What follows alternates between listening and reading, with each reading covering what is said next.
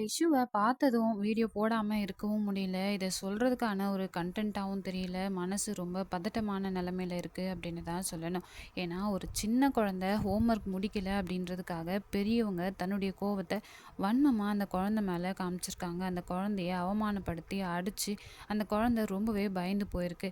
Doctors என்ன சொல்றாங்க அப்படின்னா, இந்த டீச்சர்ஸ் கோவப்பட்டதுனால பயங்கரமான பயத்துல பேனிக் அட்டாக் வர்றதுக்கான வாய்ப்புகள் நெறைய இருக்கு அப்படின்ற மாரி சொல்லியிருக்காங்க.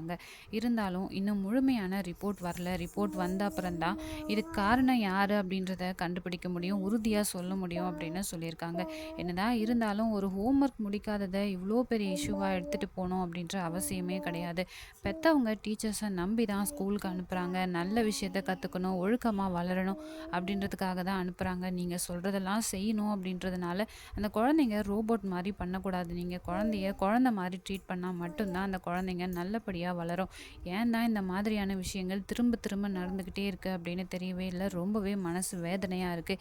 இதோட ஸ்டாப் பண்ற மாரி கண்டிப்பா நல்ல தண்டனை குடுக்கணும்.